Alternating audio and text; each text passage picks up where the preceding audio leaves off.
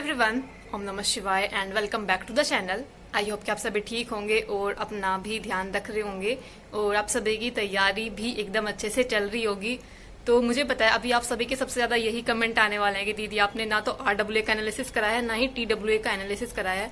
तो देखो, TWA का मॉक टेस्ट तो मैं नहीं लगा पाई थी, लेकिन RWA का मैंने कोशिश किया कि मैं आज ये मॉक टेस्ट लगा पाऊँ, मतलब लगा लिया है। एक्चुअली मैं ये क्या है ना कि मैं 2 दिन से बाहर हूँ, मतलब 2 दिन से घर पर नहीं हूँ और आपको बैकग्राउंड देखकर भी लग रहा होगा कि हमारे घर में कहीं पर भी ऐसी जगह नहीं है। तो मैं आई हुई हूँ बाहर, तो इसीलिए मैंने थोड़ा सा ये रहता है कि जब आप कभी कहीं भाई बाहर जा रहे हो, वैसे मैं अपनी सारी बुक्स वगैरह सभी रख कर लाई थी कि पता नहीं 1-2 दिन कितना टाइम लग सकता है। तो 2 दिन हो गए हैं, फिलहाल बाहर हैं, रिलेटिव्स के घर पर हैं। तो मतलब मॉक टेस्ट इतने अच्छे से नहीं लगा पाई, लेकिन कोशिश की थी कि जैसे भी तैसे करके मैं अपना पूरा कंप्लीट कर पाऊँ। मॉक टेस्ट लगा लिया, लेकिन मेरा स्कोर थोड़ा कम रहा है। और कहीं ना कहीं आपने देखा होगा RWA का, आपने जब ये मॉक टेस्ट लगाया होगा जो सैटरडे मतलब जो संडे वाले दिन आया था, इसमें आप सभी ने देखा होगा मैथ का लेवल कुछ अलग ही रख रखा था। मतलब मैथ्स को सोल्व कर पाना तो टाइम इतना ज्यादा लग गया, उसके बाद मेरे क्वेश्चन भी आई थिंक काफी कम क्वेश्चन मेरे सही थे।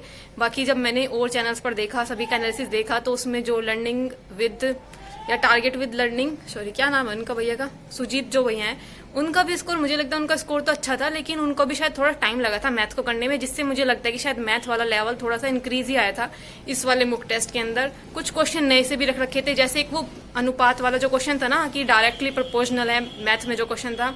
बाकी हिंदी तो मुझे नॉर्मल लगी। और देखो, मेरे पास जो मैंने इससे पहले एक मॉक टेस्ट लगाया था, उसमें किसी का क्वेश्चन आया था कि दीदी आपकी हिंदी सही जा रही है, तुक्के मुझे लगता है कि आपके सही हो रहे हैं, लेकिन मैंने उन्हें बताया कि हिंदी का कोर्स मेरा अभी कंप्लीट हुआ है, मतलब एक्चुअली में हिंदी का सिलेबस पूरा कंप्लीट हो गया, इसलिए हिंदी में थोड़ा सा इंप्रूवमेंट आपको देखने को मिलेगा। बाकी अदर जो सब्जेक्ट है उसमें वही स्कोर चल रहा है, क्योंकि उन सब्जेक्ट के मेरे जो पूरा जो सिलेबस है वो पूरा कंप्लीट नहीं है, लेकिन हिंदी का थोड़ा सा कंप्लीट हो चुका है। और जीके जीएस थोड़ी नॉर्मल सी थी। स्टार्टिंग के कुछ क्वेश्चन थोड़े से डिफिकल्ट थे, लेकिन लास्ट में आते आते जब थोड़े से पॉलिटी के क्वेश्चन आने शुरू हुए, तब जाकर थोड़े से क्वेश्चन सही होना शुरू हुए थे। तो पॉलिटी वाला पार्ट मेरा थोड़ा ठीक सा गया। बाकी और हिंदी मुझे थोड़ी आसानी लगी, लेकिन फिर भी कुछ क्वेश्चन मेरे ऐसे गलत हुए हैं जो मैंने पढ़ रखे थे लेकिन याद नहीं आ रहे थे उस टाइम पर। जैसे एक मुहावरा आया हुआ था कि पो 12 होना, उसका क्या अर्थ है, तो वो वाला मेरा नहीं बन पाया, क्योंकि उस टाइम पर मुझे याद ही नहीं आ रहा था वो उसका मतलब कि अर्थ क्या था उसका।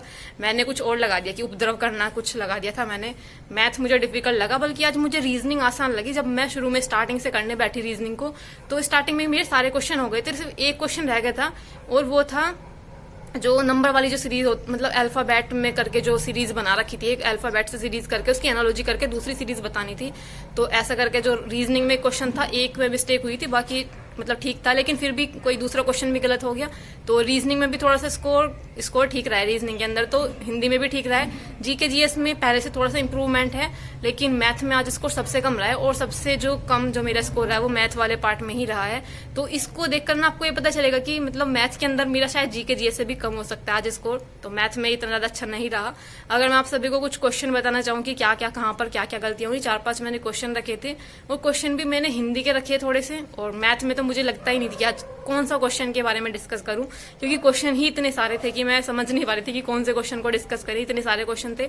चलो फिलहाल मैं कोशिश करती हूँ कि मैं आपको एक बार एनालिसिस करा पाऊं। अभी करते हैं डिस्कस, 4-5 क्वेश्चन देख लेते हैं, उसके बाद देखेंगे लास्ट में कि क्या स्कोर रहा।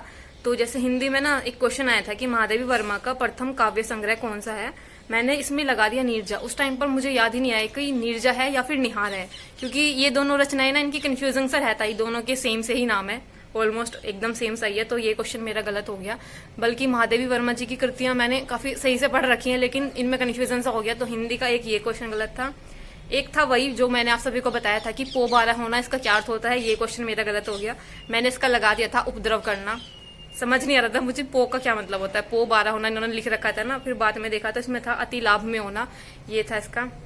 और उसके बाद एक था कि किस विकल्प में शब्द युग्म का अर्थ भेद जो है बिल्कुल सही है, इसमें मैंने लगाया था बी वाला, उर और उरु, यानी कि हरदिया और नदी वाला, लेकिन इसमें होना चाहिए था डी, अपरा और अपार का। देखो अपार का तो सबको समझ आ रहा होगा कि जिसके पार नहीं जाया जा सकता, लेकिन अपरा का मुझे कहीं ना कहीं ऐसा लग रहा था कि पता नहीं ये अपरा जो वर्ड है, मैं इसको अप्सरा से ही क्यों रिलेट कर पा रही थी, तो मुझे ऐसा लग रहा था कि अपरा का मतलब दूसरी नहीं होता, कुछ और ही मीनिंग जाता है इसका, इसलिए मैंने डी वाला नहीं लगाया था। पहला और मतलब ए जो ऑप्शन है और जो सी ऑप्शन है वो तो आप सभी को समझ आ रहे होंगे, बिल्कुल सही है। तो लेकिन ये था मतलब गलत है, क्योंकि इतर और इत्र दोनों में अलग अलग करके लिख रखा है, मतलब इधर वाले का इधर। तो ये वाला क्वेश्चन हिंदी में मेरी यही कुछ गलतियां हुई थी आज, जबकि मेरा हिंदी का सिलेबस पूरा हो चुका है। अगर आप देखोगे जैसे हिंदी मतलब कोई भी सब्जेक्ट हो, सिर्फ हिंदी नहीं, चाहे आप कितना भी सिलेबस पढ़ लो अपना, लेकिन कुछ ना कुछ फिर भी गलतियां हो ही जाती हैं।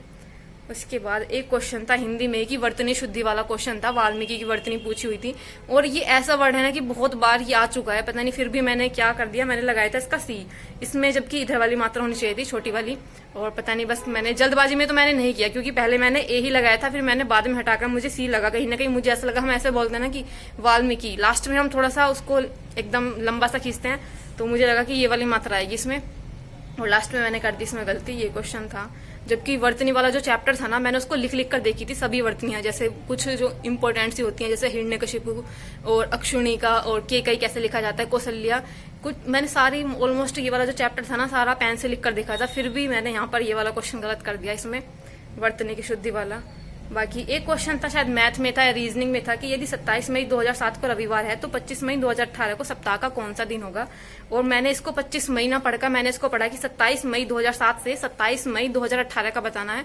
जल्दबाजी में ये किया और मेरा पूरा, क्योंकि सारी संख्या कट गई थी, सारे 7 से पूरी कट गई थी, तो इसलिए रविवार का ये था, 27 मई 2007 को रविवार था, तो मैंने 27 मई 2018 को भी रविवार लगा दिया, जबकि मुझे बताना था 25 मई का।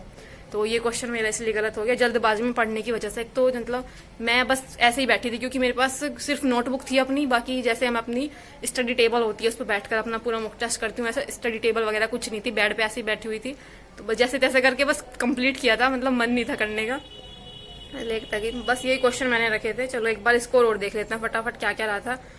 सबसे पहले देखते हैं, हिंदी का ही देखेंगे।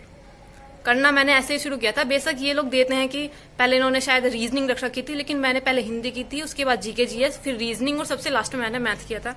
हिंदी की अगर मैं बात करूं तो हिंदी में मेरे 34 क्वेश्चन सही थे और 6 क्वेश्चन गलत थे। 7 मिनट सही क्वेश्चन को करने में लगे थे और 1 मिनट गलत क्वेश्चन को करने में। स्कोर जो था 85 था इसमें। और मैथ वाले पार्ट में मेरे 25 क्वेश्चन सही थे और 15 क्वेश्चन गलत थे। 39 मिनट सही क्वेश्चन को करने में और 28 मिनट गलत क्वेश्चन को करने में 62 स्कोर आया था मैथ के अंदर, जो कि बहुत कम है, क्योंकि आप देखोगे ना गलत क्वेश्चन 15 क्वेश्चन को करने में 28 मिनट वेस्ट हो चुके हैं और क्वेश्चन कुछ हाथ नहीं लगा, सब क्वेश्चन गलत थे इसके। और जीके जीएस में सही थे मेरे 24 क्वेश्चन सही थे और 16 क्वेश्चन गलत थे। 4 मिनट सही क्वेश्चन के लिए और 3 मिनट लगे थे गलत के लिए, यानी कि स्कोर जो बना था 60 बना था इसमें। और मुझे लगता है रीजनिंग रह गया शायद, हाँ, रीजनिंग में मेरे 37 क्वेश्चन सही थे और 3 क्वेश्चन गलत थे। 28 मिनट सही क्वेश्चन को करने में और 26 सेकंड लगे थे 3 गलत क्वेश्चन को करने में। स्कोर मैंने मतलब ये सभी सब्जेक्ट वाइज क्या रहा ये तो मैंने बता दिया, एक बार आपको मैं ओवरऑल स्कोर बता देती हूँ। 14 सितंबर 2025 का ये मॉक टेस्ट है और मैंने जो लगाया है मैंने लगाया मंडे में, आई थिंक मैं 2:30-3 बजे के करीब शायद मैं बैठी थी मॉक टेस्ट लगाने के लिए। स्कोर जो था मेरा इसमें था 300-400 में से, और जो रैंक थी 40,678 में से 3,134 थी। परसेंटाइल 92 थी। 120 क्वेश्चन सही थे, 40 क्वेश्चन गलत थे और 75% एक्यूरेसी थी। ये रहा था कुछ स्कोर। और मुझे लगता है अगर मैं इसको तसल्ली से बिल्कुल अपने घर पे बैठकर अपनी स्टडी टेबल पर बैठकर अपना ये पूरा मॉक टेस्ट कंप्लीट करती तो एटलीस्ट 300 से, मुझे लगता है 300 से 10 या 5 नंबर के करीब जरूर इसमें एक्स्ट्रा बैठते। कुछ चीजें ऐसे गलती हुई थी क्योंकि मैं सही में नहीं लगाना चाह रही थी मॉक टेस्ट की। शायद जब आप कहीं बाहर जा रहे हो, कहीं रिलेटिव्स के घर जा रहे हो, तो आप खुद सोच कर देखो आप मॉक टेस्ट लगा पाओगे, नहीं लगा पाओगे। तो फिलहाल ये रहा था स्कोर वगैरह मैंने बता दिया। अपना स्कोर कमेंट करके बता देना कि आप सभी का सब्जेक्ट वाइज क्या क्या स्कोर रहा है, किस सब्जेक्ट के अंदर क्या स्कोर रहा है। तो मिलते हैं नेक्स्ट वीडियो में, तब तक के लिए bye bye, take care and Radhe Radhe.